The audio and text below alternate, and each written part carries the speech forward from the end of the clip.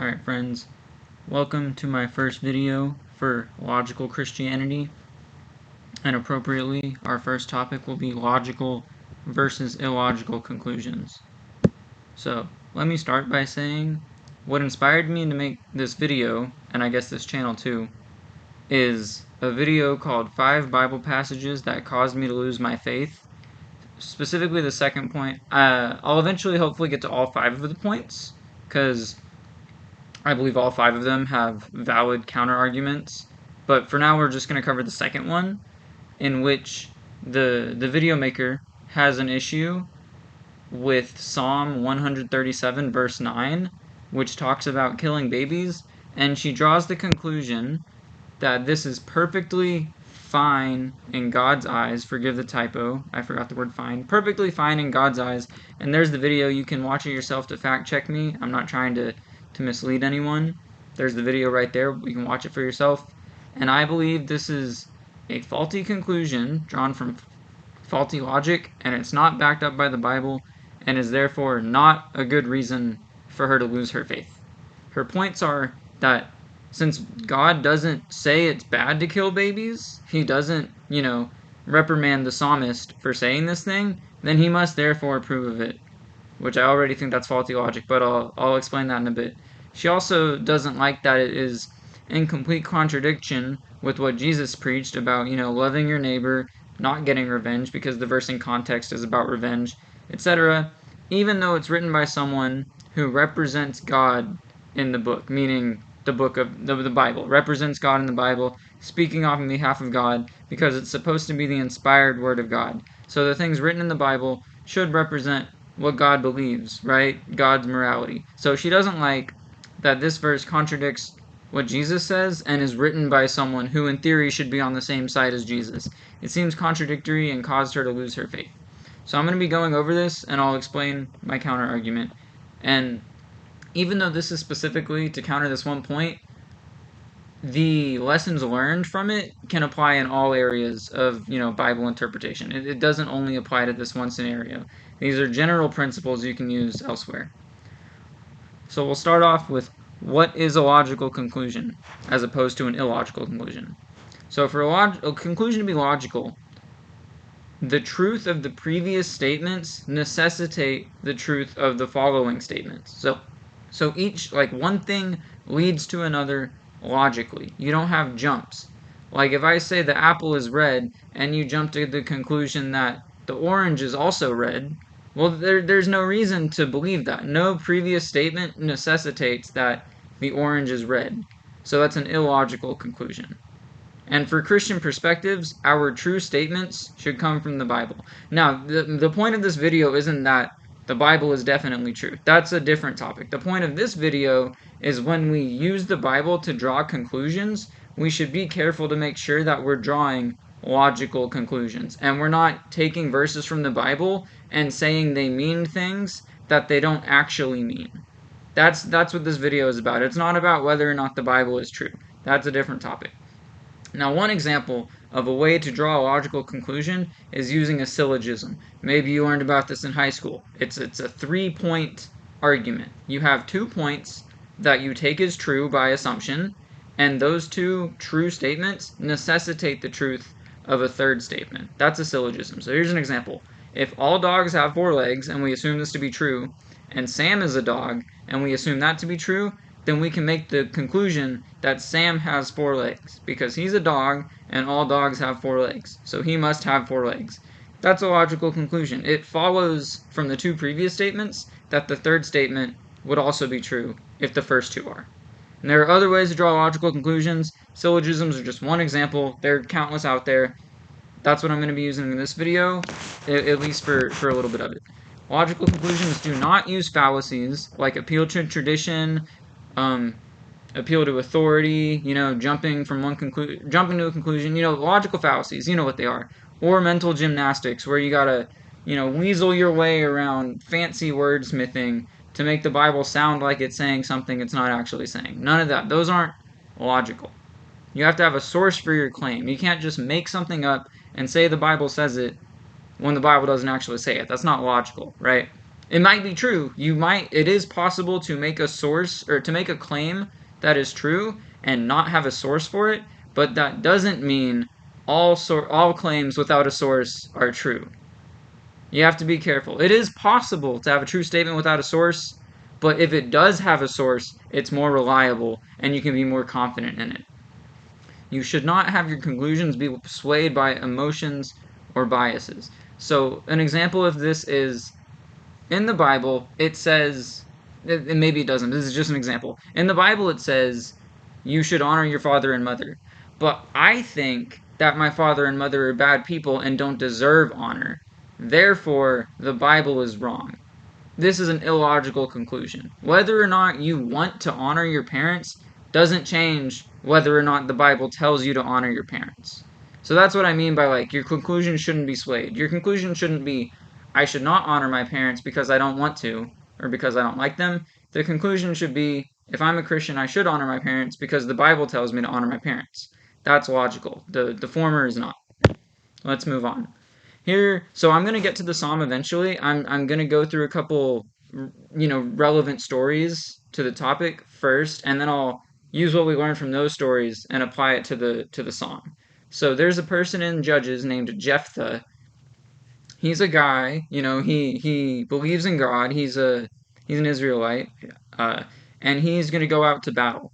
So he makes a vow to the Lord, basically praying for victory in battle. He says, if you give the Ammonites into my hands, whatever comes out of the door of my house to meet me when I return in triumph from the Ammonites will be the Lord's, and I will sacrifice it as a burnt offering. So he makes a promise to God, basically, if you help me win, I will repay your grace with a sacrifice to you.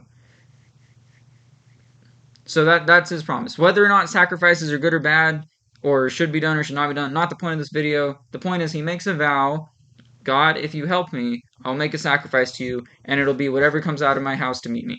After 2 months, the daughter, sorry, forgive me, I didn't put the verse in between. Anyway, what happens is he returns triumphant in battle, but the first thing to come out of the door of his house is his daughter. He made the vow expecting it to be an animal because he raises livestock. He expected an animal to come out. Whatever animal comes out, I will sacrifice it as a burnt offering. But he was foolish and didn't specify that. He just said whatever comes out, not whatever animal comes out. And his daughter came out, which technically fits into his vow. So, being, the loyal servant that he is, he wants to keep his vow. Unfortunately, his vow encompasses his daughter, which means he has to sacrifice his daughter if he wants to keep his vow, which he wants to. Now, this is not to say whether or not it's good to sacrifice your daughter. The point is, he made a vow, it applied to his daughter, and so now he believes he should sacrifice his daughter to fulfill his vow. And after 2 months, he lets her mourn for 2 months with her friends since she knows she's gonna die. She knows about his vow, so he lets her mourn for 2 months. After the 2 months, she returns to her father, and he did to her as he had vowed, which I believe is pretty, obvious. It means he sacrificed her as a burnt offering because that's what the vow was. So he sacrifices his daughter. He kills his daughter, gives her body to the Lord as a sacrifice. Now, it does not say whether or not this is good. The verse in question, the passage in Judges, does not say if he did a good thing or not when he sacrificed her. This is similar to the psalm because even though the psalm says it says happy is the one who kills his babies, the babies of his enemies. Even though it says happy is the one, it doesn't say whether it's good that they are happy. It just says they are happy. It just describes the scenario that they are happy. It doesn't say whether that's good or bad. Jephthah's story is similar in that it describes him sacrificing his daughter, but it doesn't say in that passage whether or not it is good or bad. Then we have this passage in Deuteronomy a few books earlier. It basically says, don't sacrifice your son or daughter. Like it says very specifically, there shall not be found among you anyone who burns his son or daughter as an offering, which is exactly what Jephthah did. Even though the passage in Judges didn't say whether it was right or wrong, this verse in Deuteronomy does say that it's wrong to sacrifice your daughter. It says it right there. Whoever does these things is an abomination to the Lord. Very clearly a bad thing to do. Let's move on. Did God approve of Jephthah's sacrifice? The Bible doesn't explicitly say his actions were right or wrong. In that Judges passage where it's talking about Jephthah, it doesn't explicitly say if Jephthah did a good or a bad thing. To assert one way or the other, we must draw a conclusion from the verses we have available. We can't just use the verse in Judges, as in these top two sections. We can't just use these top two sections to draw a conclusion of it was right or wrong, because the verses don't say it. They just don't tell us. So anything we say based on these two verses would be jumping to conclusions. Instead, we use the verse from Deuteronomy to come to a logical conclusion. You can see it right here. The Bible doesn't say it was right or wrong in that passage. The verses in Judges are just a factual description of what happened. They don't tell us whether it was good or bad. To make an assertion one way or the other from those verses alone is an illogical conclusion. Now let's come to a logical conclusion by using the verse from Deuteronomy. We see that Jephthah sacrificed his daughter to the Lord. That's point one in our syllogism. Jephthah sacrificed his daughter to the Lord. Deuteronomy 18 gives us our second point in the syllogism. Whoever sacrifices his son or daughter is an abomination to the Lord. Point 2 from Deuteronomy is that the Lord does not condone human sacrifice, or at least sacrificing your son or daughter. I believe it extends to all humans, because it's not important. I believe you shouldn't sacrifice any human. There's probably other verses in the Bible that say so. I'd have to find them. But at least we know right from this verse, you shouldn't sacrifice your son or daughter. The Lord doesn't condone it. So that's our second point. First point, Jephthah sacrificed his daughter. Second point, the Lord does not approve of sacrificing your daughter. From this, we draw the third point in our syllogism, which is that the Lord did not approve of what Jephthah did. He was a man of God, he kept his promise to the Lord. He was loyal to the Lord, but he still did something the Lord didn't approve of. That's what we can draw, the logical conclusion we can draw from this syllogism. Jephthah, a man of God, still did something the Lord didn't approve of. Let's move on. David murders Uriah. King David, he was in the Old Testament. He did a whole lot of things. He was a man of God as well, just like Jephthah, but he did do a very vile act of murdering a soldier that served him so that he could marry the wife of the soldier after he died. Horribly selfish thing to do, very bad, murder, all of that, definitely a sin. But he was a man of God, he still sinned. So, what do we do with this? Did God approve of Uriah's murder? This one is actually more convenient. It tells us in the actual passage where he kills Uriah that the Lord was displeased with what David had done. This one's a lot easier. We don't have to draw syllogism. It tells us right there. Even though David was a man of God, he still did something the Lord displeased of. The Lord was displeased with. And now, using these two scenarios, we can, learn something from them and apply it to Psalm 137. Happy is the one who takes your babies and smashes them against the rocks. Now, this is your babies in this verse. Your is referring to the enemies of this person. Happy is the one who takes the babies of my enemies and smashes them against the rocks. Notice it says happy is, not happy should be. This is another descriptive statement. Just like Jephthah was being described in the Judges verse, it described how he sacrificed the daughter. It didn't say whether it was good or bad. It's the same in this psalm. It describes the emotions of the ones who take the babies, not whether or not they should have those emotions. It's just describing what happened. It's not saying whether it's good or bad. This is poetry written by a human, not a statement directly from God. Now, this is where it comes in like, oh, but it's the inspired word of God. Yes, it is. This human was inspired by God, but so were David and Jephthah. But that doesn't mean every single thing they did was something God approved of. David was inspired by God, but he still murdered Uriah. Jephthah was inspired by God, but he still sacrificed his daughter. These are bad things, but they were still done by people who were inspired by God. It can be the same here.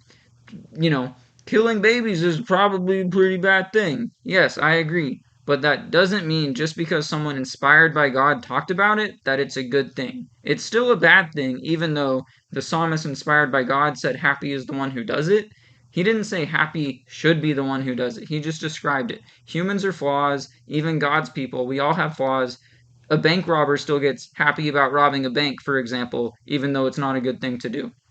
And the bank robber could be Christian. He could just be a really flawed Christian, not strong in his faith, not fully along the path to becoming a better person yet. Do you see where I'm going with this? Even if someone follows God, they still have human flaws, and everything they do isn't going to be perfect all the time. And that's very much a possibility here with this verse. When he wrote, "Happy is the one who kills your babies," God very well might not have approved of that. The Bible doesn't say. There is no verse about this psalm saying this was a good psalm to write, or these people should be happy. No verse says that, but that doesn't mean anything either way. Just like no verse in Judges says what Jephthah did was good or bad, so it doesn't mean it was good and it doesn't mean it was bad. It just doesn't say. It's the same for this psalm. It doesn't say whether it was good or bad. As for what I said towards the beginning of the video about how she had faulty logic in saying because God didn't reprimand this action, he must approve of it, the reason this is faulty logic is because it's self-contradictory. Let me explain. If we say a person did something and God didn't say it was good or bad, he must think it was good. Okay, but we can all like that's what's being said here. But we could just as easily say a person did something and God didn't say it was good, therefore he must think it was bad.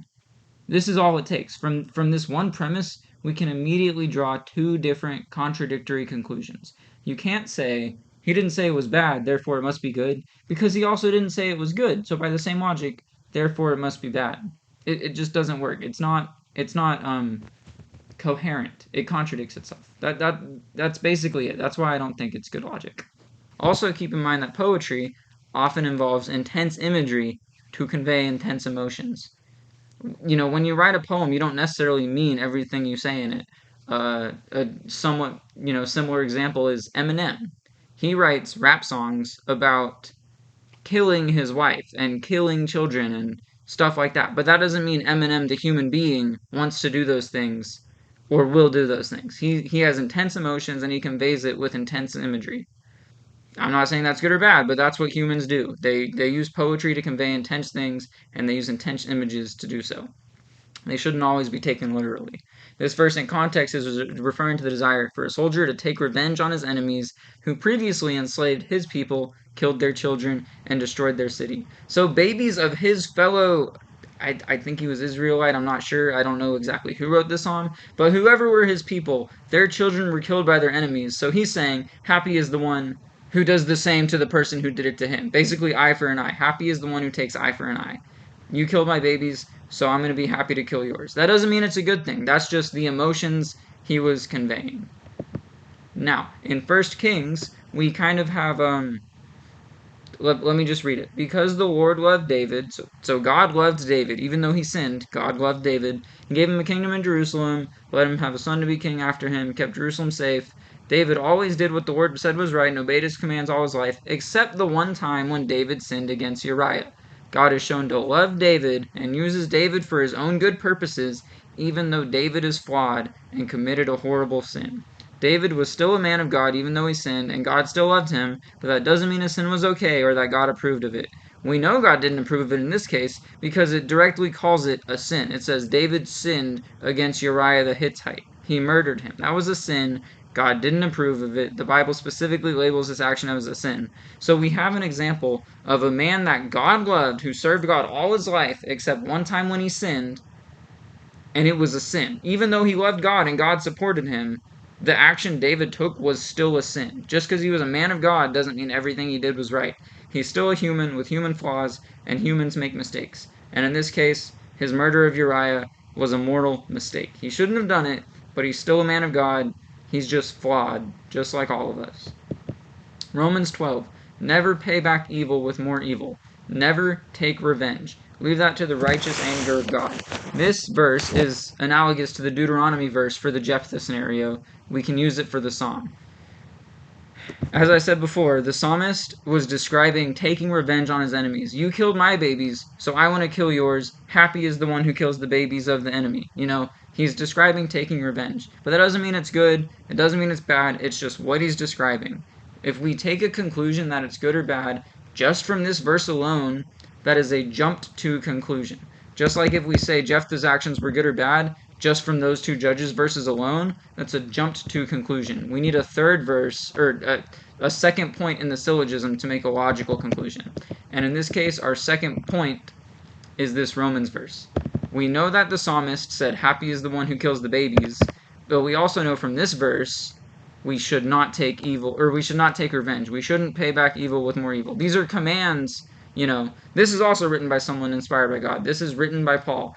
Except in this case, it's not just describing something. This is a command telling us how to live. The psalm is not a command telling us how to live. It's not saying happy should be the one who takes revenge. It's just describing something. This is actually a command. Don't pay back evil with more evil. Don't take revenge. So here we see that God does not approve of paying back evil with more evil. He does not approve of taking revenge. So just because this psalmist described it as something that might make him happy, that doesn't mean God approves of it. Now we have a syllogism. The psalmist said, "Happy is the one who takes revenge." This verse in Romans says, "Don't take revenge." So the third point we can draw in the syllogism to draw a logical conclusion is the psalmist was not right to say happy is the one. That's not something that should make him happy because God tells us not to do it. I hope this makes you feel more comfortable with the verse. It's not saying kill babies, it'll make you happy. It's saying happy is the one who takes revenge. But we know in Romans we shouldn't take revenge, so that was just an instance of the psalmist displaying his flawed human emotions. And you see here, it's a syllogism in tandem with the psalm, the same way that the Deuteronomy verse was a syllogism in tandem with the passage about Jephthah. Now, if you want to read more, if you don't want just my opinions, here's some further reading you can do. There's a website called Apologetics Press and a website called Got Questions. Got Questions, I read a lot. I agree with a lot of their stuff. They have good arguments. Not for every single thing. Some of their arguments are kind of, they jump to conclusions, or they make me go, why do you think that? The Bible doesn't say that. But in general, I've been, pretty pleased with the Got Questions website. As for Apologetics Press, I don't know a lot about them. I've only read this one article from him, but it was very comprehensive and it made a lot of sense to me. So if you want to do more reading, I recommend these two articles. But I hope that what I've gone over in this video is enough to at least make you think that her conclusion in the video I'm responding to was not necessarily a logical conclusion, because I think it wasn't. I think it was pretty illogical. Just because the verse says, "Happy is the one who takes revenge," doesn't mean the Bible tells us to take revenge or that we should be happy for taking revenge. Thanks for watching my video, and I'll be back with more in the future.